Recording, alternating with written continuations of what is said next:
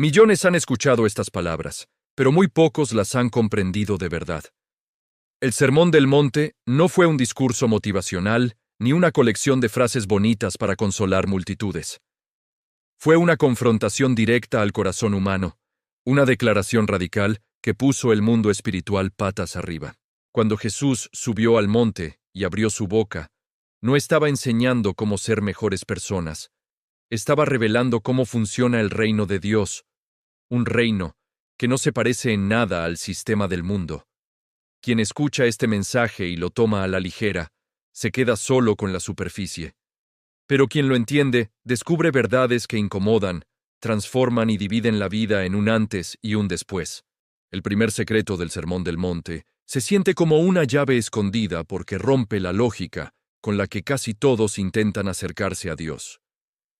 Muchos creen que el reino se gana con fuerza de voluntad, con disciplina visible, con reputación espiritual o con una vida que parezca impecable ante los demás. Pero Jesús coloca la puerta en un lugar inesperado, no en el pedestal del logro, sino en el suelo de la humildad. Cuando habla del pobre en espíritu, no está premiando la tristeza por sí misma. Está describiendo el tipo de persona que por fin dejó de fingir, la que reconoce que no puede salvarse sola y que necesita a Dios como el aire. Pobre en espíritu no significa alguien sin valor, ni alguien que se odie, ni alguien que viva deprimido. Significa alguien que se mira por dentro con honestidad y entiende que, aunque tenga talentos, dinero o inteligencia, hay un vacío que nada de eso puede llenar. Es como el hombre que construye una casa hermosa, con muebles perfectos, pero sabe que el cimiento está agrietado. Por fuera todo se ve bien, pero por dentro hay un temor silencioso porque sabe que un día la tormenta revelará la verdad. Jesús apunta directo a esa grieta interior y dice que el reino comienza cuando uno deja de taparla con apariencias. Este secreto también revela por qué tantas personas oyen palabras bíblicas durante años y no cambian. No es falta de información, es exceso de autosuficiencia.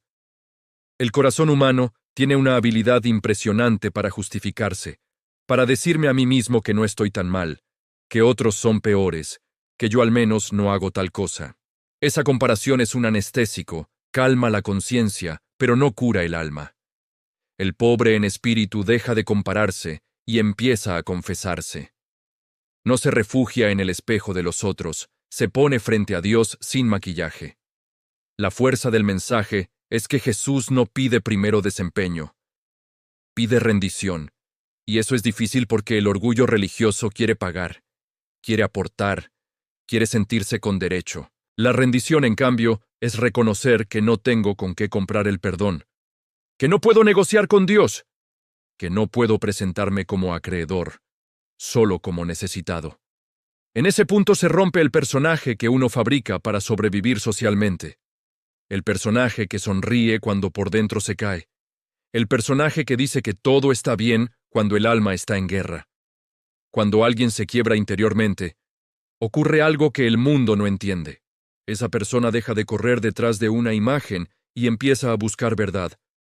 Ya no necesita ser visto como fuerte, necesita ser transformado. Esa diferencia es enorme, porque la imagen se sostiene con esfuerzo, pero la transformación se sostiene con gracia. La imagen se alimenta de aplausos. La transformación se alimenta de presencia divina. La imagen vive de comparaciones. La transformación vive de arrepentimiento y fe. Por eso este secreto es tan poderoso, porque mata la mentira desde la raíz. El pobre en espíritu también es el que deja de exigirle a Dios con tono de derecho. No le habla como si Dios fuera un empleado que debe cumplirle. Más bien se acerca como hijo que sabe que su Padre es santo. Hay una reverencia nueva, una conciencia real del pecado, una claridad que antes no existía. Y esa claridad no lo destruye, lo despierta. Es como prender la luz en un cuarto oscuro. Al principio incomoda ver el desorden, pero esa incomodidad es la primera señal de que ahora sí se puede limpiar. Hay algo más profundo aún. Este secreto revela que el reino de Dios es un regalo para los que se saben incapaces de fabricarlo. El orgullo siempre intenta fabricar espiritualidad, oraciones para impresionar, palabras para parecer sabio, gestos para ganar respeto. Pero Jesús desenmascara esa producción humana y muestra que el reino no se produce, se recibe. Y recibir es humillante porque obliga a reconocer dependencia. La dependencia es ofensiva para el ego, pero es medicina para el alma. En la práctica, esta pobreza espiritual se nota en una cosa concreta. La persona deja de vivir a la defensiva. Ya no necesita tener siempre la razón. Ya no se desmorona cuando lo corrigen. Ya no reacciona con rabia cuando le señalan un error. Porque por fin entendió algo esencial. Yo no soy mi reputación. Yo soy un pecador en proceso de restauración. Esa identidad nueva es liberadora. El que se cree perfecto vive esclavo del miedo a ser descubierto. El pobre en espíritu vive en paz porque ya se descubrió delante de Dios y no tiene nada que ocultar. Este secreto también explica por qué algunos parecen muy religiosos y aún así están vacíos.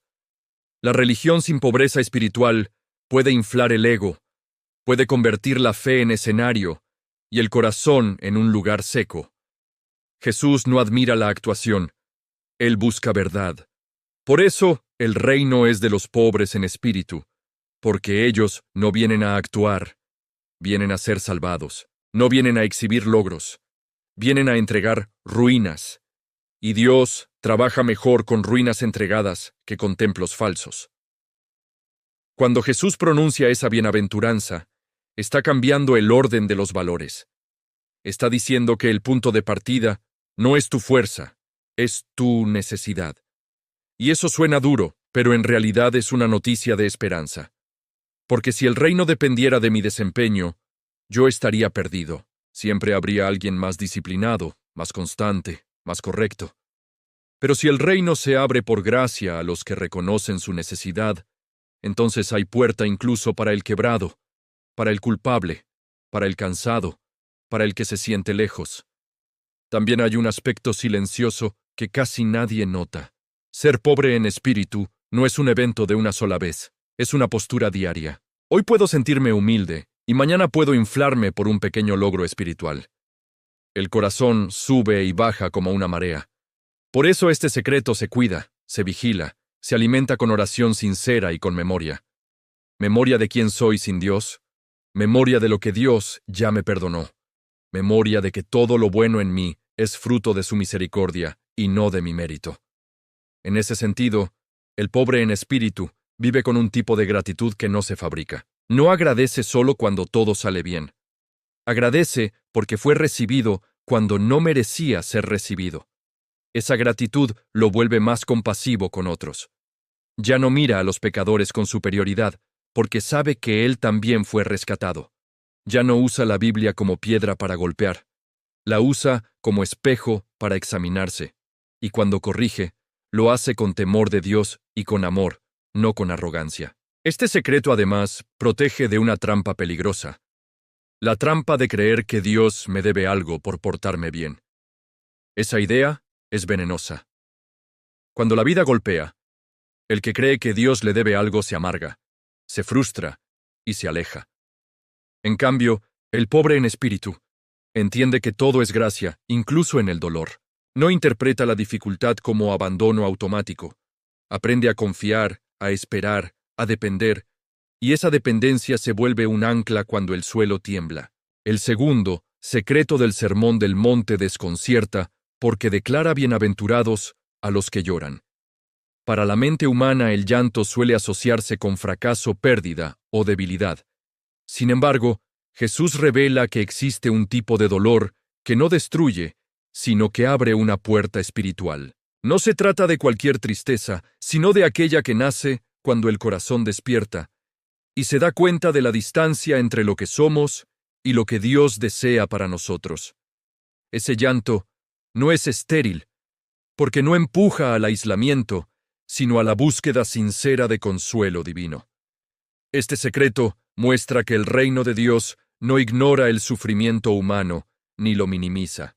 Jesús no dijo que los que lloran deben dejar de hacerlo rápidamente, ni que su dolor es señal de poca fe. Al contrario, reconoce el llanto como una respuesta legítima del alma cuando enfrenta la verdad. Hay lágrimas que nacen del orgullo herido, pero hay otras que nacen del arrepentimiento y de la sensibilidad espiritual. Estas últimas son las que Dios recibe y transforma. Llorar delante de Dios implica aceptar que algo no está bien dentro de nosotros o alrededor de nosotros. Es el momento en que dejamos de justificar el pecado, de llamarlo error pequeño o de compararlo con el de otros. El llanto sincero reconoce la gravedad del mal y rompe con la indiferencia. Cuando alguien puede llorar por su condición espiritual, demuestra que su conciencia sigue viva y que su corazón no se ha endurecido. Este tipo de llanto también se manifiesta al ver la injusticia, el dolor ajeno y la ruptura del mundo. Jesús no formó personas frías ni indiferentes, sino corazones sensibles que no se acostumbran al sufrimiento. Llorar por el dolor de otros no es señal de debilidad emocional, sino de semejanza con el corazón de Dios. El reino avanza cuando las personas dejan de ser espectadoras cómodas y se duelen por lo que duele a Dios. El secreto es que este llanto no termina en desesperación. Jesús promete consuelo, pero no un consuelo superficial ni momentáneo. Es un consuelo que restaura el interior, que devuelve esperanza y que reordena la vida. No es simplemente sentirse mejor, sino ser transformado desde adentro. El consuelo de Dios no borra la memoria del dolor, pero le da sentido y dirección. Muchas personas huyen del llanto porque temen perder el control o verse vulnerables. Sin embargo, en el reino, la vulnerabilidad delante de Dios es una fortaleza espiritual. El que se permite llorar deja de fingir y deja de esconderse. Ya no necesita aparentar que todo está bien cuando no lo está. Esa honestidad profunda abre espacio para que Dios sane lo que estaba oculto. Este secreto también confronta la cultura que empuja a anestesiar el dolor. Distracciones. Ruido constante, entretenimiento excesivo y actividades sin pausa sirven para evitar el encuentro con la tristeza. Pero el dolor ignorado no desaparece, solo se entierra, y desde ahí gobierna decisiones, emociones y relaciones. Jesús enseña que enfrentar el dolor con Dios es el camino hacia la libertad interior. El llanto del que habla el Sermón del Monte no es pasivo. No es resignación ni autocompasión. Es un llanto que lleva a la acción, al cambio y al arrepentimiento. Quien llora de esta manera no se queda inmóvil, sino que busca vivir de forma diferente. Es una tristeza que empuja hacia la luz y no hacia la oscuridad. Hay personas que confunden fe con dureza emocional. Creen que llorar es falta de confianza en Dios. Este secreto desmonta esa idea. La fe bíblica no anula las emociones, las ordena. Jesús mismo lloró y mostró que el dolor expresado delante del Padre no debilita la relación, sino que la profundiza. El problema no es llorar, sino llorar sin esperanza. El consuelo prometido no siempre llega como uno lo espera. A veces llega como paz en medio de la tormenta, y otras como claridad para tomar decisiones difíciles. En ocasiones el consuelo llega a través de una palabra, una persona, o un silencio profundo, donde Dios sostiene el alma. Lo cierto es que el que llora delante de Dios no queda abandonado. Este secreto también revela que hay un tiempo para llorar y un tiempo para sanar. Negar el llanto retrasa la sanidad. El corazón necesita atravesar el dolor para poder soltarlo. Dios no apura procesos interiores porque conoce la profundidad de cada herida. El consuelo verdadero llega cuando el llanto ha cumplido su propósito y no cuando se lo reprime. Llorar por el pecado personal produce humildad. Llorar por el estado del mundo produce compasión. Ambos tipos de llanto forman el carácter del reino. Sin estas lágrimas, la fe se vuelve teórica y distante. Con ellas, la fe se vuelve viva, cercana y transformadora. El reino no se construye con corazones endurecidos, sino con corazones sensibles. Este secreto también protege contra el juicio hacia otros. El que ha llorado delante de Dios por su propia condición es más cuidadoso al señalar la de los demás. Ya no mira desde arriba, sino desde la memoria de su propio quebranto. Esa experiencia genera paciencia y misericordia genuina no aprendida de libros, sino nacida del dolor sanado. El llanto del que habla Jesús tiene un destino claro. No es eterno ni inútil. Tiene una promesa, un consuelo real y seguro. Dios no se deleita en el sufrimiento humano, pero sí honra el corazón que se acerca a Él sin máscaras. Cada lágrima derramada con sinceridad tiene un lugar delante de Dios y no se pierde en el vacío. El tercer secreto del Sermón del Monte desafía de frente la idea que el mundo tiene sobre el poder. Jesús declara bienaventurados a los mansos, y eso suena contradictorio en una realidad donde sobrevive el que impone su voz y su fuerza. La mansedumbre bíblica no es pasividad ni sumisión ciega, es dominio interior. Es la capacidad de controlar el impulso, de responder con violencia, aun teniendo razones y capacidad para hacerlo. Jesús presenta un tipo de fuerza que no nace del impulso, sino de la conciencia. La mansedumbre comienza cuando una persona ya no necesita demostrar constantemente quién es. El orgulloso reacciona porque vive defendiendo una imagen frágil. El manso, en cambio, actúa desde una identidad firme.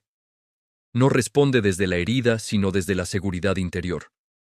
Por eso puede guardar silencio cuando otros gritan y puede esperar cuando otros se desesperan. Esta calma no es indiferencia, es control profundo del corazón. En el reino de Dios, el poder no se mide por la capacidad de imponer, sino por la capacidad de resistir sin corromperse. El manso no es débil, es alguien que ya venció una batalla interior. Ha aprendido a gobernar su lengua, sus reacciones y su ego. Esa victoria interna es invisible para muchos, pero es fundamental para vivir conforme al carácter de Dios. Quien no se gobierna por dentro, termina siendo gobernado por las circunstancias. Jesús enseña que los mansos heredarán la tierra, y esa promesa revela un principio espiritual. La herencia no se entrega al impulsivo, porque el impulsivo destruye lo que recibe. La herencia se confía a quien sabe cuidar lo que se le pone en las manos. La mansedumbre es la base de la administración fiel. Dios confía a los mansos, porque no usan el poder para aplastar, sino para edificar. Este secreto también corrige la idea de que el carácter se forma reaccionando con dureza. Muchos creen que ser fuerte es no dejar pasar nada, responder a todo, y nunca ceder. Jesús muestra que ese camino produce corazones duros, relaciones rotas y guerras innecesarias. La mansedumbre permite discernir cuándo hablar y cuándo callar, cuándo avanzar y cuándo esperar. Esa sabiduría nace de un corazón alineado con Dios. La mansedumbre no elimina el conflicto, pero sí transforma la manera de enfrentarlo. El manso no evita los problemas por miedo, sino que los enfrenta sin perder su esencia. Puede decir la verdad sin violencia y corregir sin humillar. Esta actitud desconcierta al mundo porque no sigue las reglas habituales del poder. Es una fuerza que no necesita imponerse para ser respetada. Este secreto también libera del agotamiento emocional. Vivir reaccionando a todo consume energía, desgasta el alma y mantiene al corazón en estado de alerta constante. La mansedumbre trae descanso interior porque la persona ya no vive defendiendo su ego. Confía en que Dios ve, escucha y actúa. Esa confianza produce paz, aun en medio de situaciones tensas. La mansedumbre es especialmente visible cuando alguien tiene autoridad. El que no es manso usa su posición para controlar, intimidar o manipular. El manso usa su autoridad para servir, orientar y proteger. Jesús mismo, siendo Señor, eligió lavar pies y caminar con humildad. Ese ejemplo revela que el poder verdadero se expresa en servicio y no en dominación. Este secreto también confronta el deseo de venganza. El impulso natural es devolver el daño recibido. La mansedumbre decide romper ese ciclo. No porque el daño no duela, sino porque confía la justicia a Dios. Esta decisión no es fácil, requiere fe profunda y autocontrol, pero libera al corazón de cargar con odio y resentimiento que terminan destruyendo desde adentro. Ser manso no significa aceptar abusos sin límite. Significa responder desde la verdad y no desde la ira.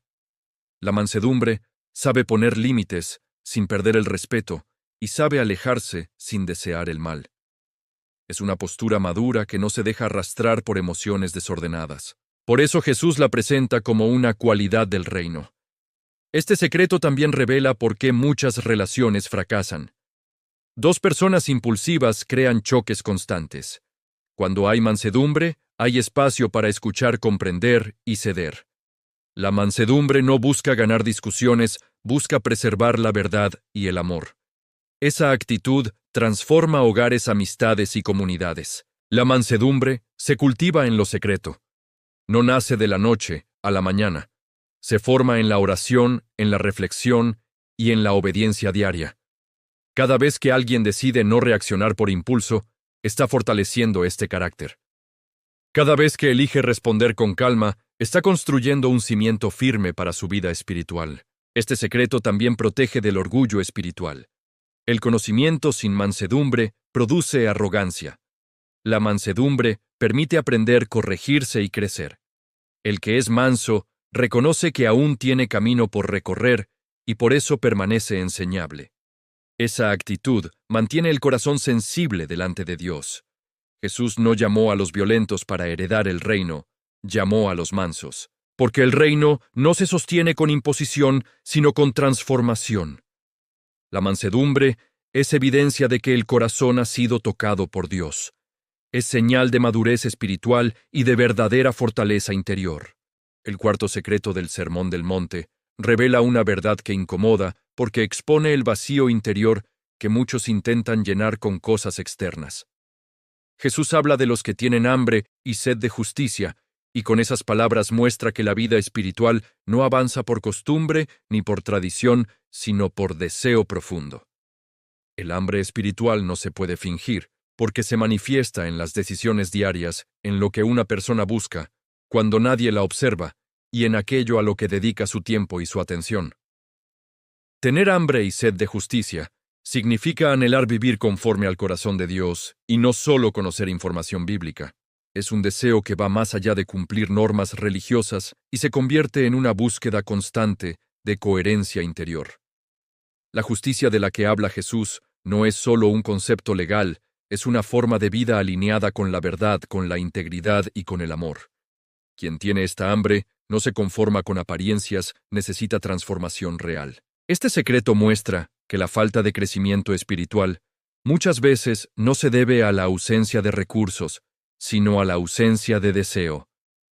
Hay acceso a enseñanzas, libros y mensajes, pero sin hambre, todo eso se vuelve ruido.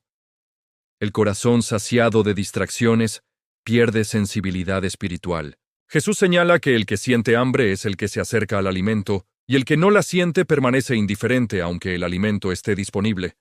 El hambre espiritual también revela prioridades. Así como el cuerpo busca comida cuando la necesita, el alma busca justicia cuando reconoce su carencia. Quien no siente hambre por Dios suele llenar su vida con sustitutos, éxito, aprobación, control o placer. Estos sustitutos calman por un momento, pero nunca satisfacen por completo. La justicia de Dios, en cambio, ordena el interior y trae paz duradera. Jesús promete que los que tienen hambre y sed de justicia serán saciados, y esa promesa encierra esperanza. No es un deseo frustrado, ni una búsqueda sin respuesta. Dios no despierta hambre para luego ignorarla. El saciar del que habla Jesús no es superficial, es una plenitud que transforma la manera de pensar, de sentir y de vivir. Es una saciedad que no adormece, sino que fortalece. Este secreto también confronta la comodidad espiritual. Hay personas que se acostumbran a vivir con poca profundidad y se conforman con lo mínimo. Jesús invita a desear más, no en términos de ambición humana, sino de profundidad espiritual. El hambre de justicia empuja a salir de la zona cómoda, a examinar actitudes, a corregir caminos y a crecer en carácter. La sed de justicia se manifiesta también en la sensibilidad frente al mal. Quien tiene este deseo no se acostumbra a la mentira, a la injusticia ni a la hipocresía. No solo las rechaza en otros, sino que las confronta primero en su propio corazón. Este proceso es incómodo, pero necesario para una fe auténtica. La justicia comienza en lo interior antes de expresarse en lo exterior. Este secreto revela que la fe verdadera no es estática. El hambre espiritual mantiene al corazón en movimiento.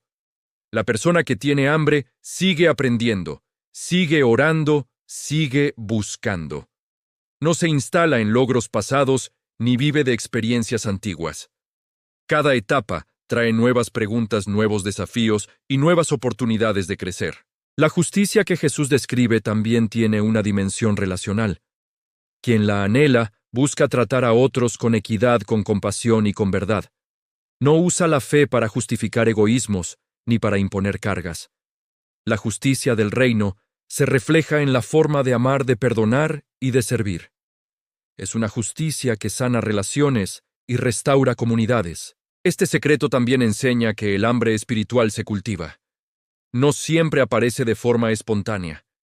Se desarrolla cuando una persona decide apartar tiempo para Dios, cuando reduce el ruido innecesario y cuando se expone a la verdad con humildad.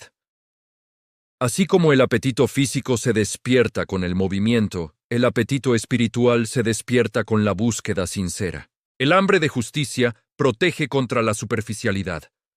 Sin ella, la fe se vuelve rutina y las prácticas espirituales pierden significado. Con ella, cada oración, cada lectura y cada acto de obediencia se vuelve alimento. La persona deja de cumplir por obligación y comienza a vivir por convicción.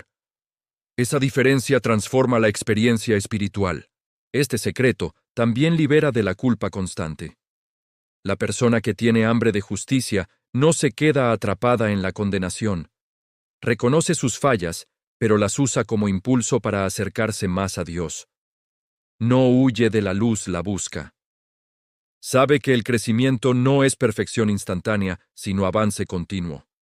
Jesús presenta este hambre como una bendición porque produce fruto. El que no siente hambre no busca, y el que no busca no encuentra.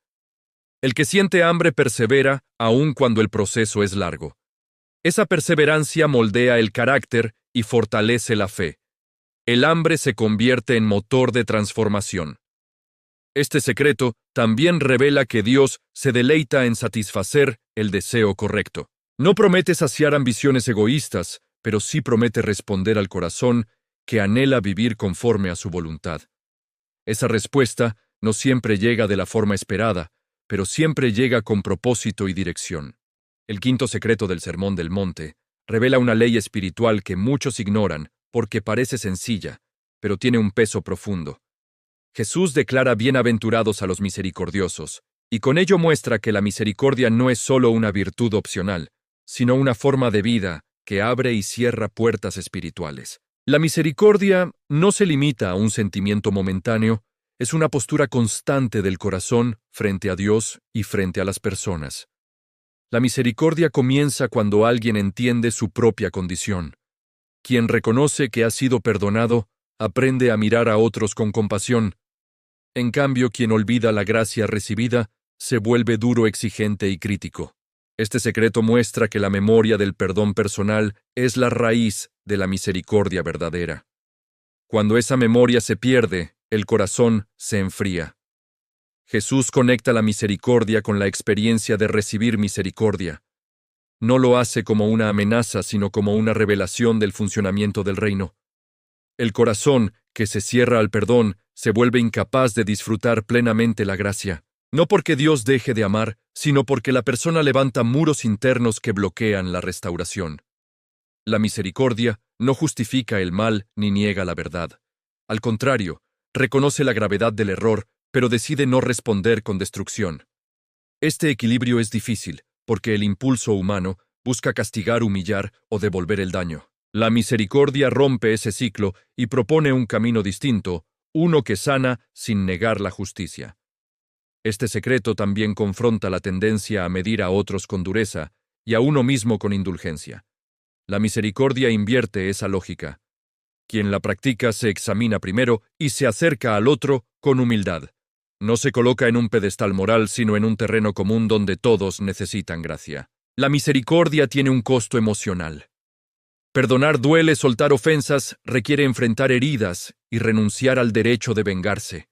Por eso no es un acto superficial.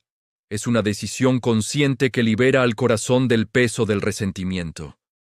El que no perdona queda atado al pasado, el que muestra misericordia camina hacia la libertad interior. Jesús presenta la misericordia como un reflejo del carácter de Dios. Dios no se relaciona con la humanidad desde la condenación constante, sino desde la oportunidad de restauración. Quien vive la misericordia se convierte en un canal de esa misma gracia. Su vida comunica el mensaje del reino, incluso sin palabras. Este secreto también revela por qué muchas personas viven con culpa permanente. La falta de misericordia hacia otros suele ir acompañada de falta de misericordia hacia uno mismo. El corazón duro no descansa porque siempre está acusando. La misericordia trae descanso porque reconoce que la perfección no es el punto de partida, sino el proceso. La misericordia transforma relaciones. Donde hay rencor, las relaciones se vuelven frágiles, tensas y llenas de desconfianza. Donde hay misericordia, surge espacio para el diálogo, la reconciliación y el crecimiento. No significa que todo se resuelva de inmediato, pero sí que el camino hacia la sanidad queda abierto. Este secreto también protege contra la religiosidad fría. Es posible conocer textos sagrados y aún así carecer de misericordia. Jesús confrontó ese tipo de fe porque no refleja el corazón de Dios. La misericordia es evidencia de una fe viva. Sin ella la espiritualidad se convierte en un ejercicio vacío. La misericordia no depende de que el otro la merezca. Si dependiera del mérito, dejaría de ser misericordia. Nace de la decisión de amar aun cuando el otro ha fallado. Esta elección no debilita el carácter, lo fortalece. Requiere dominio propio y convicción profunda. Este secreto también revela que la misericordia sana al que la practica. No solo beneficia al que la recibe. Al liberar al otro, el corazón se libera a sí mismo. El resentimiento consume energía, roba paz y oscurece la visión. La misericordia devuelve claridad emocional y espiritual. Jesús enseña que el que vive sin misericordia termina aislado. Nadie puede sostener relaciones sanas desde la dureza constante.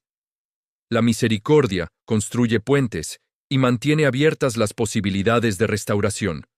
Es una inversión a largo plazo en la salud del alma. Este secreto también nos recuerda que todos necesitamos misericordia en algún momento. Nadie camina sin errores ni vive sin fallas. Recordar esto mantiene al corazón humilde y dependiente de Dios. La misericordia florece en la humildad y muere en el orgullo. La misericordia no elimina las consecuencias, pero cambia la forma de enfrentarlas.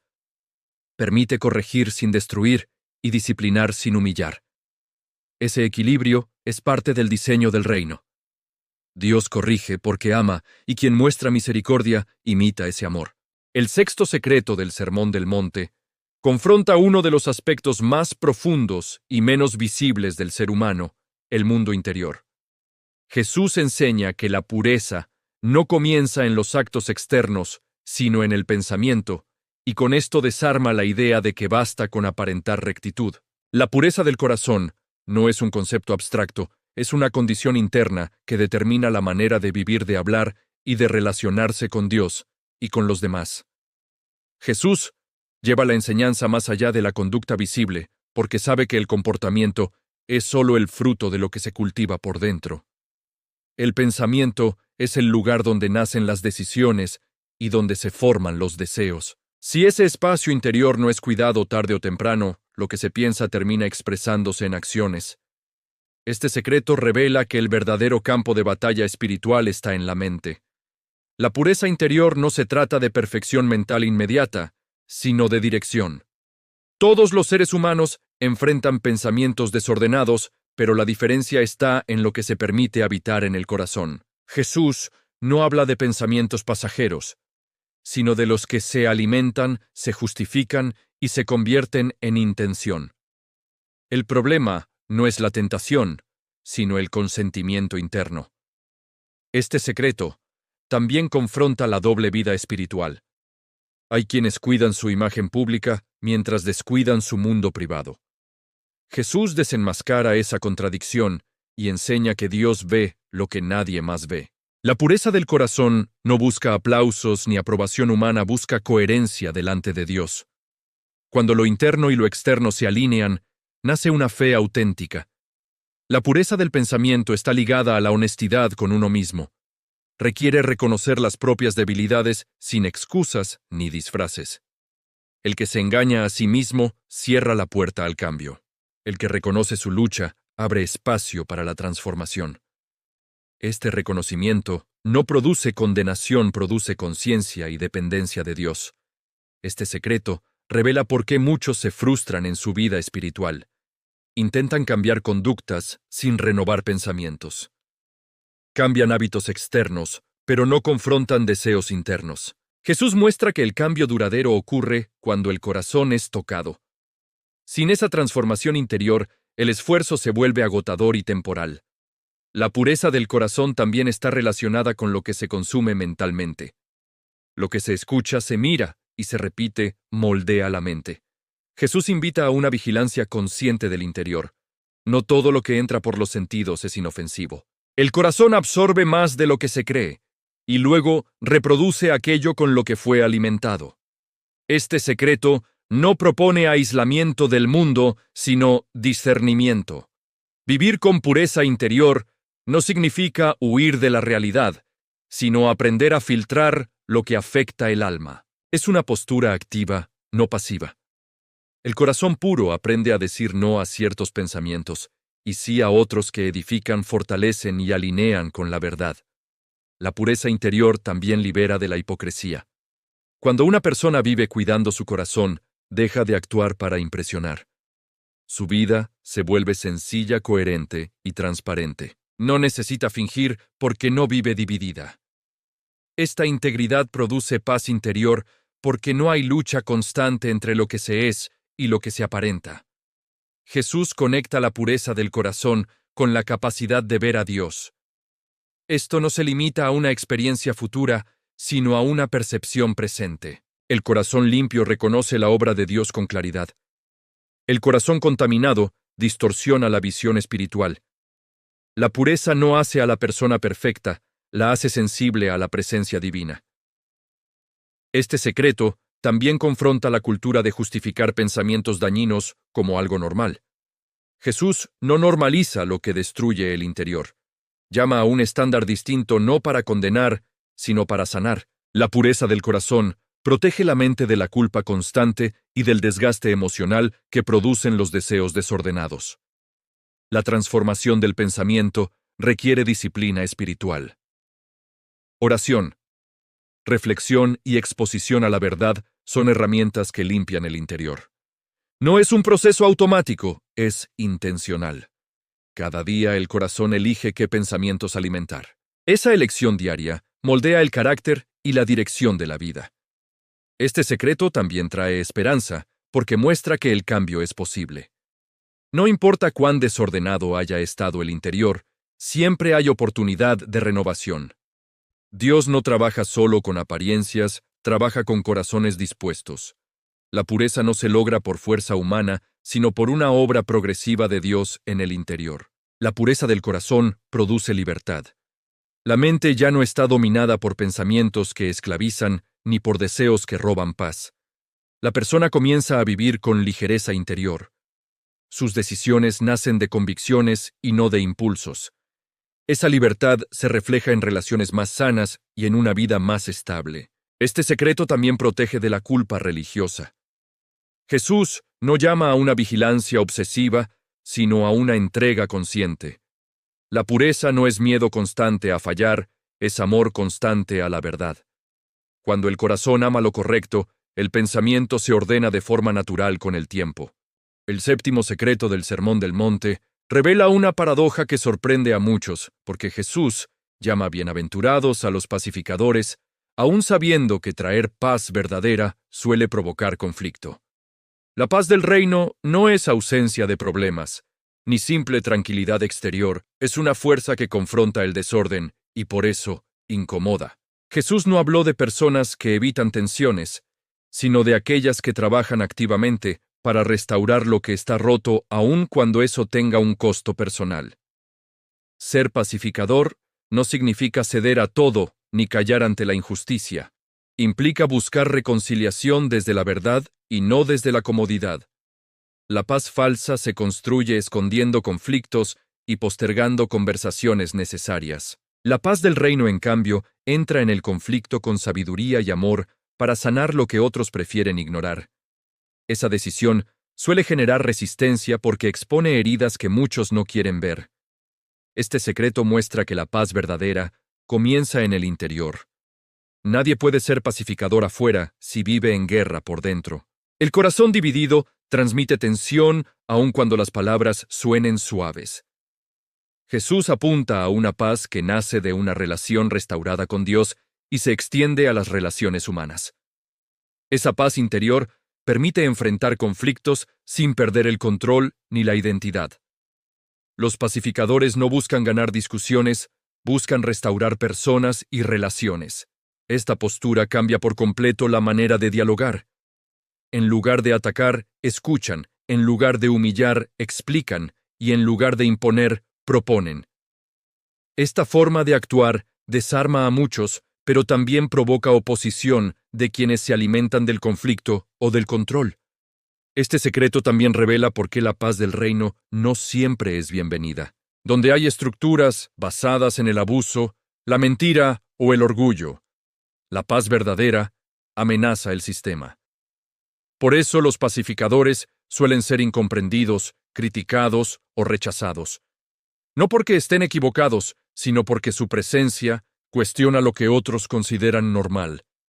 Jesús enseña que los pacificadores serán llamados hijos de Dios porque reflejan su carácter. Dios no evitó el conflicto cuando decidió rescatar a la humanidad. Entró en la historia, confrontó el pecado y ofreció reconciliación. De la misma manera, los pacificadores participan activamente en la obra de restauración, aun cuando eso implique sacrificio. Este secreto también confronta la idea de que la paz es pasividad. Nada está más lejos de la verdad. Ser pacificador requiere valentía, autocontrol y claridad espiritual. Es más fácil responder con ira que con calma, más fácil huir que enfrentar, más fácil dividir que reconciliar. La paz del reino exige un carácter formado y una voluntad firme. Los pacificadores aprenden a manejar el conflicto sin dejarse dominar por él. Reconocen emociones fuertes, pero no actúan impulsivamente. Esta madurez emocional es fruto de una vida interior ordenada. La paz que ofrecen no depende de que todos estén de acuerdo, depende de su compromiso con la verdad y el amor. Este secreto también tiene implicaciones prácticas en la vida diaria, en la familia, en el trabajo y en la comunidad. El pacificador busca construir puentes. No toma partido para alimentar bandos, sino para facilitar entendimiento. No repite rumores ni enciende tensiones innecesarias. Su presencia trae calma porque su intención es clara. La paz verdadera no siempre produce resultados inmediatos. A veces el pacificador siembra semillas que tardan en dar fruto. Esta espera requiere paciencia y fe. Jesús no prometió reconocimiento inmediato, pero sí identidad clara. Ser llamado hijo de Dios vale más que cualquier aprobación humana. Este secreto también protege contra la indiferencia espiritual. El pacificador no se conforma con que todo parezca tranquilo si sabe que hay injusticia debajo. La indiferencia puede mantener una apariencia de paz, pero no transforma. El pacificador elige incomodar para sanar en lugar de callar para evitar molestias. Ser pacificador implica aceptar que no todos responderán positivamente. Algunos rechazarán la reconciliación, otros se aferrarán al conflicto. Aún así, el pacificador no cambia su postura. Su compromiso no depende de la reacción ajena, sino de su fidelidad al llamado del reino.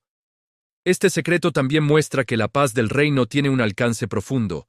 No se limita a relaciones personales, también toca estructuras sociales, actitudes colectivas y formas de convivencia. Donde hay pacificadores, hay posibilidad de cambio porque la paz verdadera abre caminos que la violencia cierra. Jesús coloca este llamado en el centro del Sermón del Monte porque sabe que el reino se expande a través de relaciones restauradas. La paz no es un accesorio del mensaje, es parte esencial de él. Sin pacificadores, la fe se vuelve teoría sin impacto real. El octavo secreto del Sermón del Monte revela una verdad que muchos no quieren escuchar, porque rompe la expectativa de una fe cómoda. Jesús declara bienaventurados a los perseguidos por causa de la justicia, y con esto enseña que el rechazo no siempre significa que estás equivocado. A veces significa que estás alineado con el reino. Este secreto cambia la forma de interpretar las pruebas porque muestra que la oposición puede ser una confirmación de identidad espiritual. La persecución que Jesús menciona no es cualquier problema ni cualquier crítica. No se trata de sufrir por errores personales ni por actitudes arrogantes. Es el rechazo que nace cuando alguien decide vivir con integridad, obediencia y verdad en un mundo que prefiere la conveniencia. La justicia del reino incomoda porque expone lo que muchos quieren mantener oculto. Este secreto revela que la fe auténtica produce fricción. Cuando una persona vive conforme al carácter de Dios, su vida se convierte en un contraste silencioso. No necesita acusar a nadie, su coherencia ya confronta. Esa confrontación provoca reacciones, porque el corazón humano a menudo odia ser expuesto. La luz no hace daño, pero revela lo que estaba escondido, y eso incomoda. Jesús enseña que a los perseguidos les pertenece el reino porque su lealtad no depende de la aprobación humana. La identidad del reino se fortalece cuando el creyente deja de vivir para agradar a la gente. Este secreto libera de la esclavitud del qué dirán. Quien entiende esto puede mantenerse firme aun cuando pierde prestigio, amigos o oportunidades. La persecución también revela qué tipo de raíz tiene una persona. Hay quienes siguen a Dios mientras todo es fácil, pero se apartan cuando llega la presión. Jesús muestra que la prueba separa la fe superficial de la fe profunda. No porque Dios quiera destruir, sino porque la dificultad revela lo real. Lo que está construido en verdad permanece aún con tormenta. Este secreto también confronta una idea falsa común. La idea de que si Dios está conmigo, todo saldrá bien en términos humanos. Jesús nunca prometió ausencia de conflictos, prometió presencia y recompensa. El reino no es un contrato de comodidad, es una vida de fidelidad. Entender esto evita desilusiones y fortalece la perseverancia. La persecución por causa de la justicia puede tomar muchas formas. Puede ser burla, aislamiento, exclusión o calumnias. No siempre será violencia física, pero siempre tocará la reputación y el corazón. Este secreto enseña a no sorprenderse cuando el mundo reacciona contra la verdad. La oposición no es una señal de que Dios se fue, es una señal de que el reino está presente. Jesús no solo habla de persecución, también habla de gozo y recompensa. Esto no significa disfrutar del dolor, significa ver más allá del momento. El creyente aprende a valorar lo eterno por encima de lo temporal. Cuando la vida se centra en lo eterno, la pérdida temporal no define el futuro. Este secreto también produce humildad. Ser perseguido no convierte a alguien en superior. Al contrario, lo mantiene dependiente de Dios. La presión revela debilidades y obliga a buscar fortaleza en el Señor. El orgullo se desmorona cuando uno descubre que no puede sostenerse solo. La persecución por justicia también enseña paciencia. No siempre habrá vindicación inmediata. A veces la verdad tarda en ser reconocida. El creyente aprende a esperar y a confiar en que Dios es juez justo. Esa espera purifica intenciones porque la persona deja de buscar aplausos y busca fidelidad. Este secreto también protege contra la amargura. El rechazo puede endurecer el corazón si no se procesa con Dios. Jesús enseña a responder con firmeza, pero también con amor. No se trata de odiar al perseguidor, sino de mantenerse en la verdad sin perder el carácter. Esa es una prueba aún más profunda. La persecución puede convertirse en plataforma. Muchas veces, el testimonio más fuerte no es el éxito visible, sino la fidelidad bajo presión. La gente observa cómo reaccionas cuando te atacan, cuando te señalan y cuando te malinterpretan. Si permaneces firme sin venganza, tu vida se vuelve un mensaje que impacta más que 1000 palabras. Este secreto también muestra que el reino tiene un costo. Seguir a Cristo implica renunciar a ciertas ventajas y aceptar que no siempre encajarás. La justicia del reino no se adapta a la cultura, se mantiene por encima de ella. Este costo no es una tragedia, es una inversión espiritual porque produce carácter y recompensa eterna. Jesús conecta la persecución con la historia de los profetas. Esto enseña que la oposición no es nueva. Siempre ha existido resistencia contra la voz de Dios. Quien entiende esto se siente parte de una línea de fidelidad y no un caso aislado. Esa perspectiva fortalece el ánimo.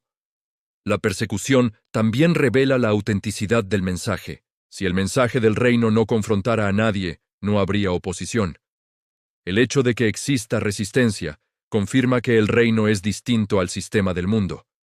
Este secreto ayuda a no diluir la verdad por miedo al rechazo. El 9º secreto del Sermón del Monte es una de las declaraciones más confrontantes de Jesús porque expone la diferencia entre religión y reino. Jesús enseña que la justicia verdadera supera la religiosidad externa y con esto derrumba la idea de que basta con cumplir normas para estar bien con Dios. Muchos pueden tener conducta correcta y aún así tener el corazón lejos. Este secreto no ataca la obediencia, sino la apariencia sin transformación. Jesús habla a personas que conocían la ley y que se esforzaban por cumplirla. Sin embargo, les muestra que el problema no estaba solo en lo que hacían, sino en lo que eran por dentro. La justicia del reino no se mide por el show espiritual, sino por la integridad interna. La religión puede ser un disfraz que cubre orgullo, resentimiento y dureza. El reino, en cambio, busca un corazón quebrantado y sincero. Este secreto revela que es posible obedecer sin amar. Se puede orar sin intimidad. Se puede dar sin compasión. Se puede ayunar sin humildad. Es decir, se pueden hacer prácticas espirituales por rutina, por presión o por reputación. Jesús muestra que esa justicia no sirve porque no nace de la relación con Dios, sino del deseo de control o reconocimiento. La justicia del reino también supera la comparación constante. La religión suele alimentarse de comparar quién es más santo, quién sabe más, quién falla menos. Esa comparación produce orgullo o condenación.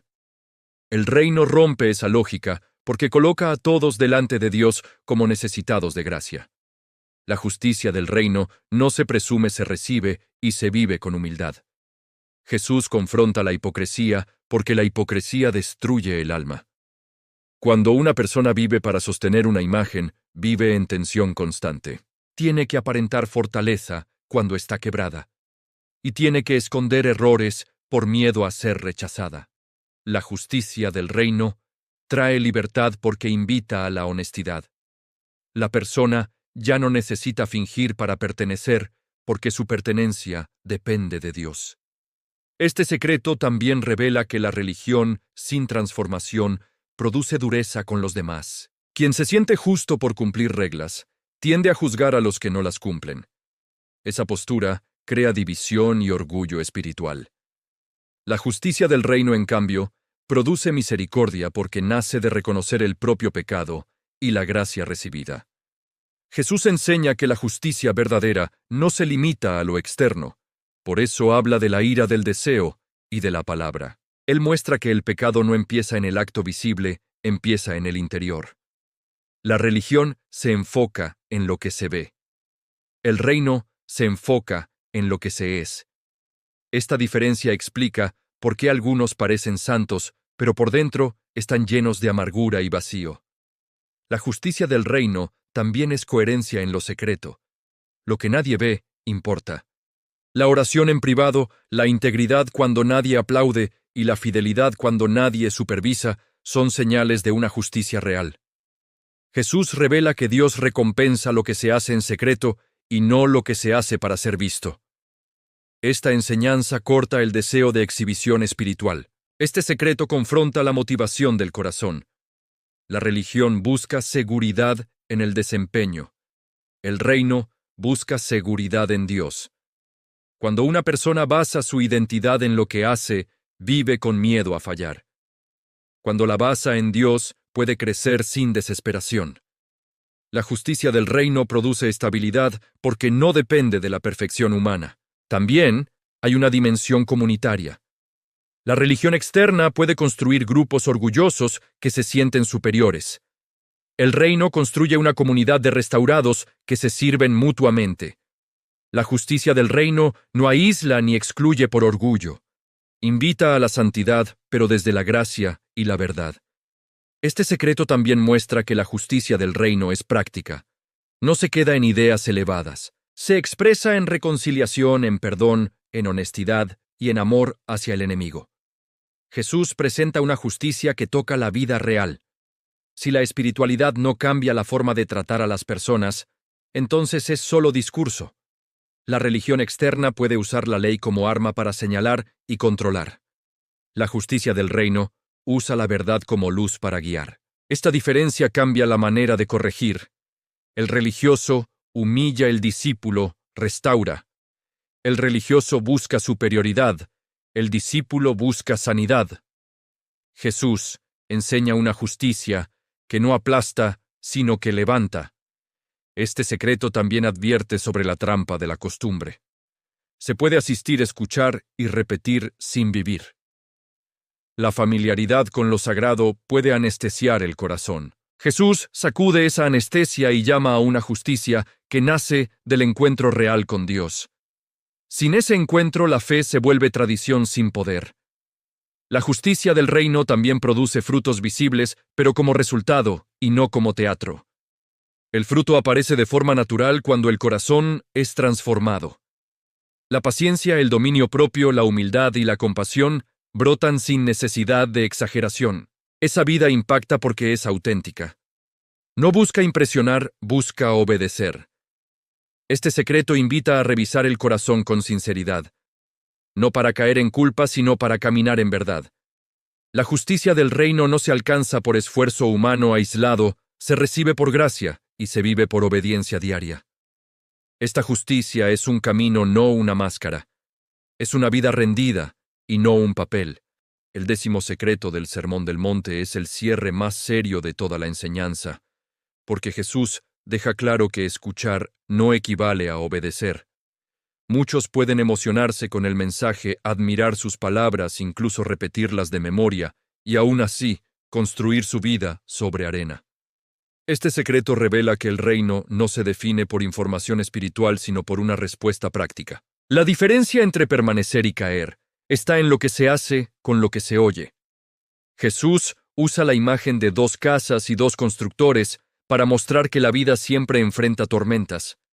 Nadie está exento de crisis, pruebas, pérdidas o momentos donde todo parece tambalear. Lo impresionante es que ambos escucharon el mensaje. Ambos tuvieron acceso a la verdad. La diferencia no fue el conocimiento, fue la obediencia. Uno construyó con práctica y el otro solo con oír. Este secreto expone una ilusión común, la ilusión de creer que por estar cerca de lo sagrado ya estamos firmes. Se puede escuchar predicaciones, leer textos y rodearse de ambiente espiritual y aún así no aplicar nada. Esa cercanía crea una falsa seguridad. Jesús la rompe con una advertencia directa. La estabilidad no viene por cercanía, viene por obediencia. Obedecer no significa hacer cosas para impresionar a Dios. Significa someter la vida a su palabra en decisiones concretas. Perdonar cuando duele, decir la verdad, cuando es incómodo, rechazar lo que contamina el corazón y buscar a Dios aun cuando no hay ganas. La obediencia no siempre se siente heroica, muchas veces se siente simple y silenciosa. Pero es precisamente esa obediencia cotidiana la que forma el cimiento. Este secreto también enseña que la obediencia no se mide por intensidad emocional. Hay días de mucha emoción espiritual y días de sequedad. El que depende de la emoción se vuelve inestable, porque cuando la emoción se apaga, también se apaga la disciplina. En cambio, el que obedece por convicción permanece aun cuando el corazón no siente lo mismo. Jesús muestra que la fe madura se sostiene en obediencia y no en sensaciones. Construir sobre roca implica profundidad. Nadie pone cimientos firmes en la superficie. Se excava, se trabaja, se insiste. La obediencia funciona igual. Requiere ir a lo profundo del carácter y confrontar hábitos, pensamientos y deseos. Muchos prefieren construir rápido en la superficie porque es más fácil. Pero lo fácil sale caro cuando llega la tormenta. Este secreto revela por qué algunas personas colapsan espiritualmente en momentos de crisis. No es que Dios las haya abandonado necesariamente. A veces es que nunca hubo cimiento. Había palabras pero no práctica. Había conocimiento pero no obediencia. Había apariencia pero no profundidad. La tormenta no crea la debilidad, solo la revela. Jesús también muestra que el juicio final está relacionado con la realidad de la obediencia. No se trata de acumular discursos religiosos, sino de vivir una vida transformada. El reino no se reduce a declarar cosas correctas, se trata de caminar en la voluntad de Dios. Esta enseñanza pone un espejo delante del corazón y pregunta, ¿qué tanto de lo que sé lo estoy viviendo? Este secreto también protege contra el autoengaño. El autoengaño espiritual es peligroso porque la persona cree que está bien mientras en realidad está construyendo en arena. Jesús no quiere que la gente viva engañada. Por eso cierra con advertencias fuertes. Su intención no es asustar por placer, es despertar conciencia para que haya salvación real y estabilidad verdadera. La obediencia también crea sensibilidad espiritual. Cuando una persona obedece, su corazón se vuelve más atento a la voz de Dios. Cuando desobedece repetidamente, se endurece. Este secreto muestra que el oído espiritual se afina con práctica. No se trata solo de entender la Biblia, se trata de vivirla. La comprensión crece cuando la obediencia se vuelve hábito. Construir sobre roca también implica obedecer en lo pequeño.